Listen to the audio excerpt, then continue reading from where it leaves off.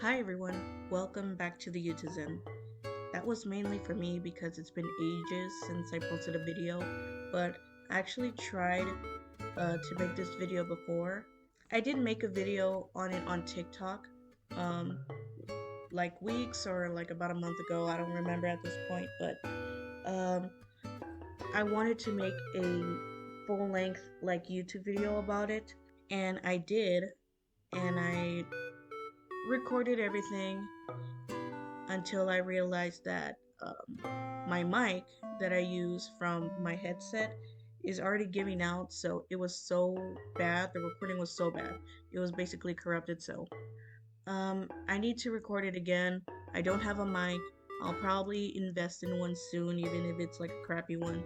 But speaking of crappy, I'm gonna use my laptop mic for now, so please bear with me.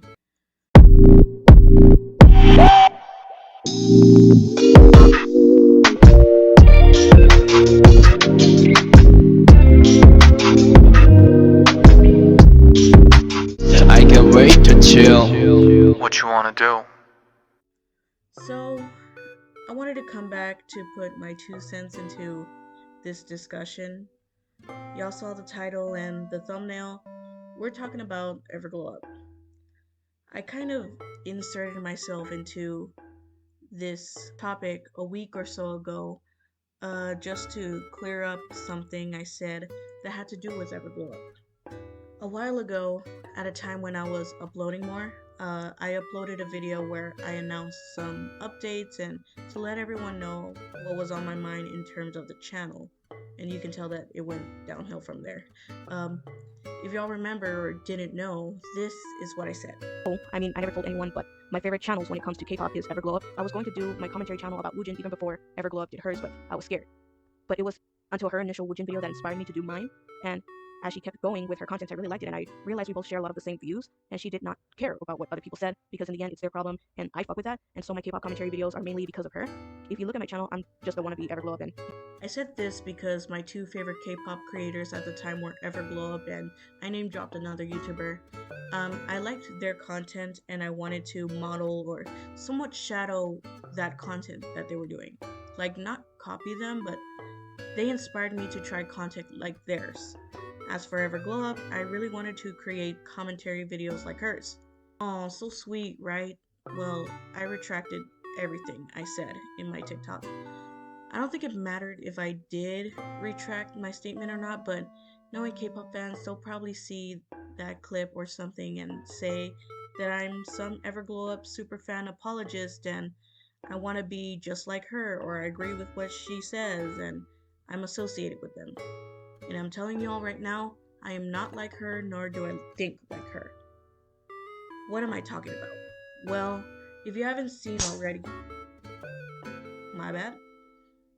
Let's see if this works because I'm bad at multitasking, so I'm gonna try doing my makeup while discussing this.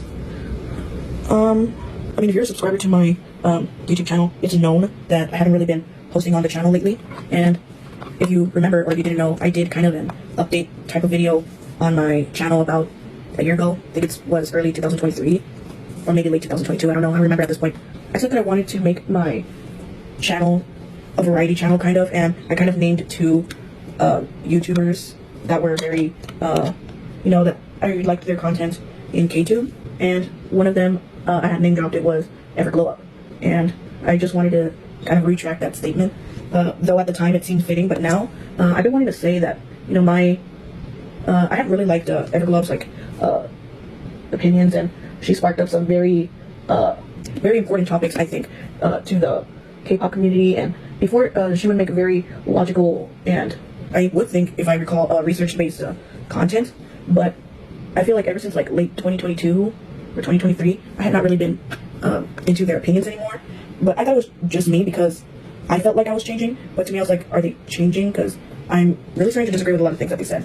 Like, come to find out, I recently logged on to my YouTube account where I just have a lot of KTube content, and it was talking about in a bunch of Everglow's community posts that people were like, address it, you're just ignoring it, and I'm like, what's going on? And then I saw someone say to look at Nabikor's video about it, and I never really watched them. That was probably my first video I watched about them, and they explained how everglowup made this really ignorant video regarding a boycott that K-pop fans wanted to do for the Big Four because of, you know, the Gaza genocide that's going on. And everglowup was just making some very, very hot takes, and that's when I'm like, it wasn't just me that everglowup was just being very weird, and it was weird to me because, you know, they made very calculated and, you know, content that was like very worthy of watching, very logical and very like research based. And she would always talk about like taking accountability of what you said, done, or whatever, which is not what she's doing, because I think she deleted her video about, you know, the whole boycott thing, and then it's just starting to post more like other posts like if nothing happened, as if that's not something she would preach about in her like content beforehand. So that's what's not adding up for me.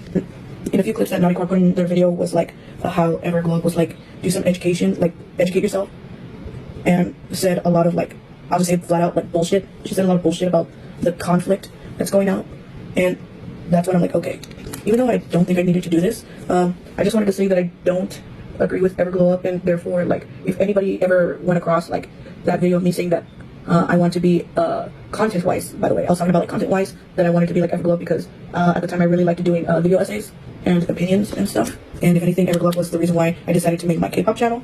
But I didn't want anybody to come across that and say that I agree with everglowup with that horrible take, and that I associate myself with them like in that way, which I don't. So I just wanted to put that out there, and I just wanted to see if anybody had some weird vibes coming from like late 2022 with them, because I mean, I was feeling that they were kind of changing, and I thought it was just me because I personally felt that like I was changing since 2020 when she made her channel, and I really liked when she did the Woojin content, the Lucas content, the Gaon content, and a lot of videos discussing the very like, not problematic, but like topics that we don't really discuss in K-pop. I really appreciated all of that, but in like late 2022, I was just not agreeing with a lot of the things she said. I was also seeing a few comments on like people saying that, oh, it took for this video, like her video about like her hot take about the boycott, to see that she was problematic, and then started naming the videos where she was talking about like, you know, not to bully idols and such, you know, educating yourself on different cultures and such, and like started naming the like, keep wanting to say weird topics, but because this community like combusts over every like opinion about race and religion ever, like it seems taboo. Maybe taboo's not the right word, but like you shouldn't be talking about like that stuff, but you should at the same time. Like it's a weird dynamic in K-pop.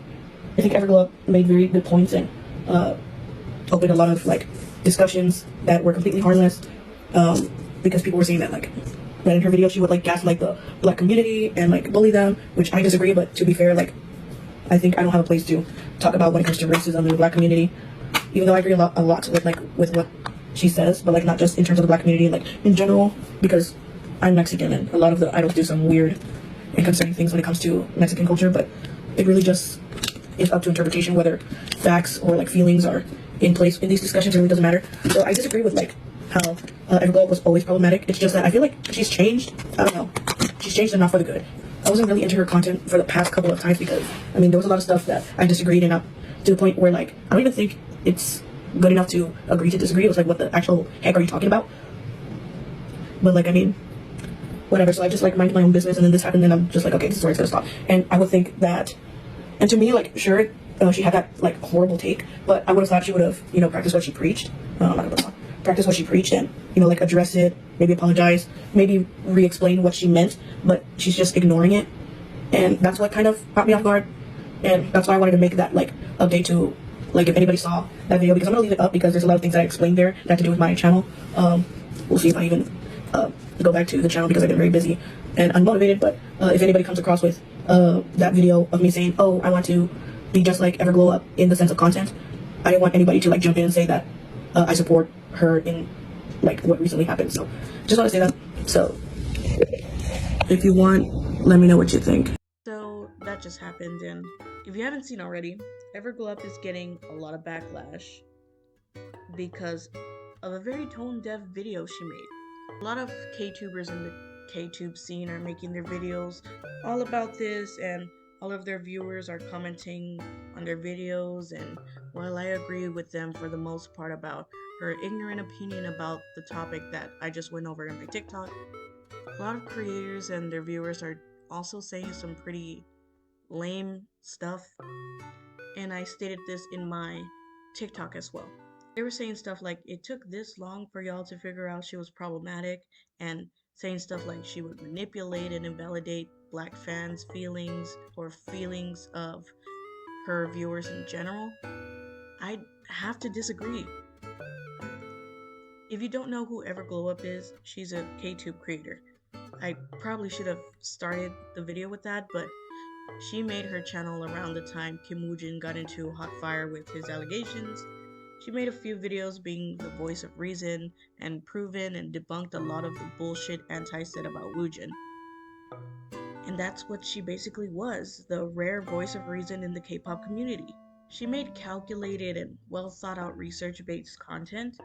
She tackled quote-unquote controversial themes and topics that called out a good amount of K-pop fans in the K-pop community who are mainly ignorant, close-minded, unsmart, just overall toxic fans that think they can do or say whatever they want without consequences. As K-pop or fan behavior rose rapidly around 2018, especially for K-pop, we kind of just let a lot of this happen. We kind of just normalized and let people get away with things on the internet that shouldn't have. She even brought those uncomfortable conversations to light and actually sparked really good conversations. Most of the time they were civil, but there's always that opposite half. We had conversations on how fans use and throw around terms without actually knowing what they mean, and were simultaneously watering down the term. We've talked about the exploitation of minors in the industry and what we should do when an idol does something insensitive, like when it comes to racism. That topic is a big one that people didn't like coming from everglowup, and even small things, but much needed topics like stop infantilizing grown men, stop having these parasocial relationships with these idols that don't even know who you are and probably never will. Or just the fact that some of your faves have had sex before, because a lot of people cannot fathom that and think they're the most innocent, caged in adults most of the time. Some people cannot fathom that. So sometimes fans forget that these people are not ours, they aren't our possessions, and they are just as human as we are. She used to create PowerPoint presentations breaking things down. Something I really appreciated was that she answered the who, what, when, where, and why and how questions in certain topics.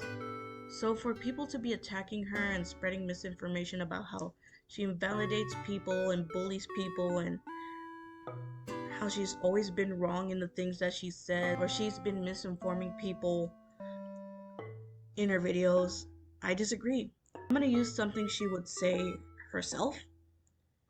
When someone would accuse her for something she would say in a video or something, she would always say, prove it, at a timestamp, show a screenshot, something of when and where she said something she was accused for. For instance, when people would say she's invalidating black K-pop stans and bullying them, she once said in a video like, can you put a timestamp of when I said that, or something that implied that I said that? And then they wouldn't do it. So there was nothing really to prove, and that was something I really praised from her as a creator. However, the way I praised her video format doesn't really apply now. I discovered everglowup when she made her Woojin videos, literally the beginning of her channel, her debut if you will. That was 2020. I was in my senior year of high school and it was pandemic season, so I had all the time in the world. Consuming a lot of K-pop, a lot of this K-tube mumbo jumbo, I guess you could say. Comes 2021, I graduate high school and I enter my first semester of uni, and I was following not only their content but K-pop and other stuff only for a little bit until I realized I cannot juggle K-pop in school, and definitely not my channel in the mix. And in late 2021 up until now, and even now, I hadn't really kept up with K-pop in general. I tried keeping up with Everglowup's videos since I usually wanted to hear what they had to say at the same time I'm studying or doing chores and stuff. She had been holding on to my attention for a bit until like late 2022. A lot of her opinions were just flat out L's all around. A stinker after stinker, and I thought it was my fault. I've noticed since 2020 I have changed vastly. I am more sensitive and rational and reasonable when it comes to different topics instead of being a logic over emotions type of person. I used to be that type of person, but now I'm more of a realist where I see more of the in between or the gray areas than just what's in front of me and what's logical. I do incorporate emotions as well now. So I thought I was just being too sensitive on the topics, or I considered the emotions side of things too much. I'm not a follower, and I invalidate myself too much, so I really sat down and said to myself, no, I still stand with what I think. I gave their opinion some thought, and I see where they are coming from, and I still do not agree, and that's okay. And around late 2022 and on, I just stopped watching K-pop content in general to focus on school. And when I was house sitting at my grandma's house, I didn't know what to watch, and I decided to check out everglowup's channel again just to see what's going on, but then this happens. And that's when I was like, oh, you're so done. I learned that they put out a terrible video, deleted it, did not apologize for it, or at least defend herself on the video. Maybe there was something out of context since lots of people do that anyways to her, or in general anyway. Maybe there's a mix-up or something that she could just practice what she preached, which was taking accountability and not putting your ego over the situation and just admitting you were wrong. As of now, and this is like a couple of weeks after I've recorded this already, she hasn't spoken on the topic that I've seen, honestly, and continues posting as if she never posted that video in the first place. Who knows, she might be making a video right now explaining everything. I know sometimes she takes her time on making videos. She used to make videos talking about when fans viewed her content out of context, she'd correct them. When her antis totally misinterpret anything she says or make rumors about her, she'd shut them down. Sometimes she would come back with an update, like with the Mina and Jimin series. She would constantly make new videos about what's going on now. I remember she corrected herself on a Woojin video because she got a point incorrect. So if it was just a misinterpretation, then why hasn't she said anything? Even if it was a misinterpretation, you'd need a very good statement or an excuse or something to take back what you said about Palestine.